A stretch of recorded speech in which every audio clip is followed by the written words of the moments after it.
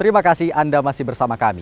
Bagi Anda yang baru saja bergabung, kami hadirkan kembali 3 berita utama pagi ini.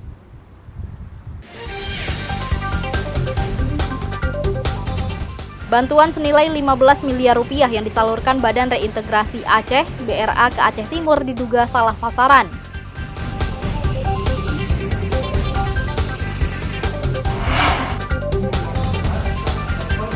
Ratusan calon anggota PPK Pilkada 2024 di Kota Langsa mulai mengikuti ujian tertulis berbasis komputer untuk memperebutkan 25 formasi.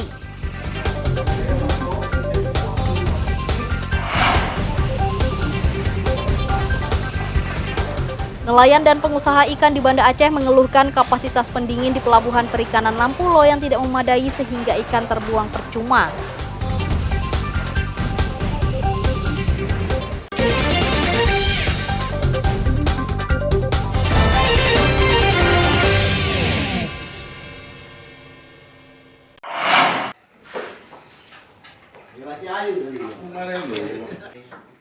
Sejumlah warga Banda Aceh mulai berburu hewan kurban meski Idul Adha masih lebih dari sebulan.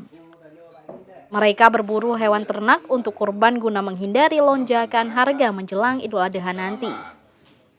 Warga berburu hewan kurban lebih awal karena harganya masih stabil. Mereka juga bisa memilih hewan sesuai kemampuan untuk kurban. Warga mendatangi sejumlah peternakan rakyat di Aceh Besar. Meski tidak semua warga langsung melunasi, mereka sudah memesan pada pemilik agar hewan kurban tersedia saat Idul Adha nanti. Memang masih 1,5 bulan lagi kurban. Tapi kayaknya kita harus cari lebih awal karena harga semakin meningkat. Makanya dengan segini pilihannya mungkin ada yang cocok lah. Rencana mau cari berapa, Pak? Mungkin untuk lorong Haji Binti antara 5 dan 6 lah. Untuk kisaran harga yang saat ini? Sesuai budget kita antara 18 sampai dengan 20 juta. Artinya mendekati hari harga bisa di atas 20 ya? Mungkin bisa di atas 25 juta. Oke. Saat ini harga sapi lokal antara 18 hingga 22 juta rupiah per ekor. Hewan kurban yang berbobot 120 kg. Jika mendekati Idul Adha, harga bisa naik hingga 20% dari sebelumnya. Harga kambing kurban antara harga 2,5 juta hingga 3,3 juta rupiah per ekor, tergantung ukuran dan bobot. Hewan kurban tersebut dititipkan pada peternak untuk dijaga dan dipelihara kembali hingga hari raya kurban. Tim Liputan melaporkan dari Banda Aceh.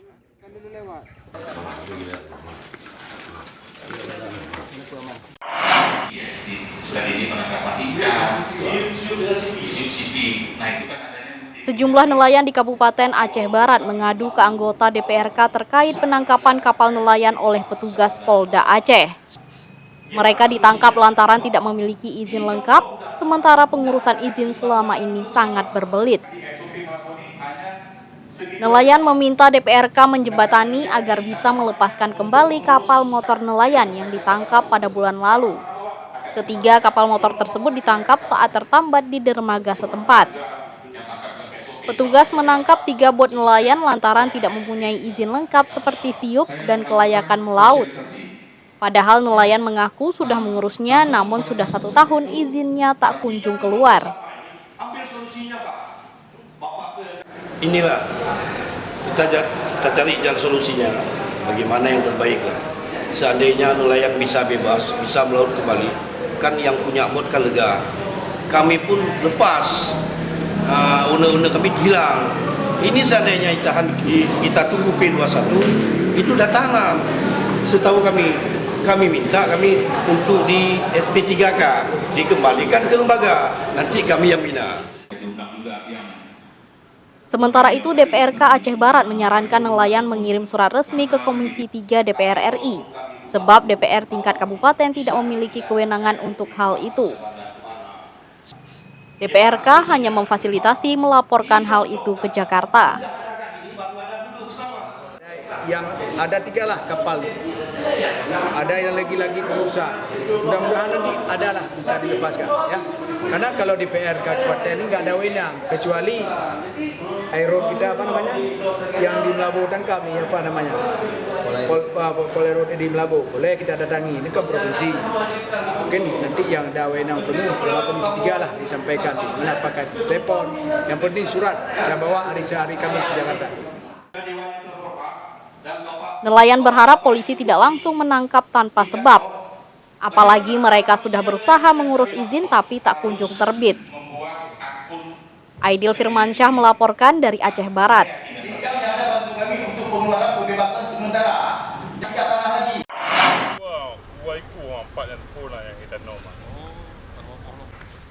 Nelayan Lampulo, Banda Aceh terpaksa membuang belasan ton ikan yang baru ditangkap lantaran tidak ada tempat penyimpanan. Gudang pendingin di Pelabuhan Perikanan Samudra, PPS Lampulo tidak mampu menampung seluruh ikan tangkapan nelayan sehingga sebagian terpaksa dibuang. Tangkapan yang melimpah menyebabkan ikan tidak terserap pasar dan tidak ada tempat pendingin.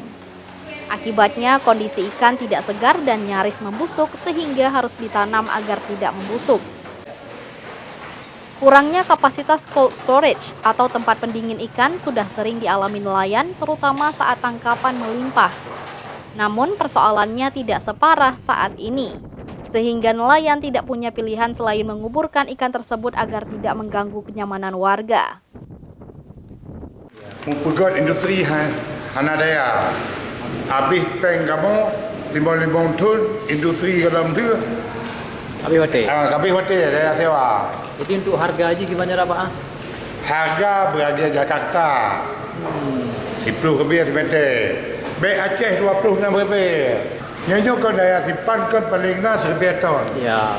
Hasil tangkapan melimpah. Selangkan ni ditiru apa lebih barang. Nelayan dan pengusaha ikan mendesak penambahan kapasitas cold storage agar mampu menampung hasil tangkapan. Mereka juga meminta pemerintah mempermudah investor yang akan membangun pabrik pengolahan ikan agar nelayan terbantu. Karena kontraknya per 5 tahun, mereka nggak berinvest. Jadi coba kontraknya itu diperpanjang, mempermudah, memangkas birokrasi. Jangan terlalu rumit, dibuat yang simpel, investor mudah datang. Terus kita mengharap, kita nggak sanggup kenapa orang masuk, nggak bisa. Contoh hari ini, kita ada pabrik pengolahan limbah beringan, tapi nggak mesti. Investor ada sebenarnya mau masuk, cuma mereka tuh nggak berani invest uang terlalu besar di sini dengan aturan seperti itu. Aturan terlalu mengikat per 5 tahun katanya. Nah setelah 5 tahun mungkin nggak cocok lagi dengan harga sewa yang terlalu tinggi. Mereka kan harus pindah aset, ini bukan pekerjaan yang ringan itu. Jika kapasitas tempat pendingin ikan sudah ditambah, kerugian nelayan dan pengusaha ikan bisa ditekan, sehingga industri perikanan dapat berkembang di Banda Aceh. Tim Liputan melaporkan dari Banda Aceh.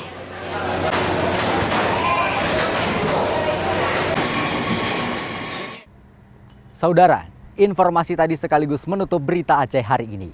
Saya Akbar Hazana beserta tim redaksi yang bertugas mengucapkan terima kasih. Sampai jumpa. Wassalamualaikum warahmatullahi wabarakatuh.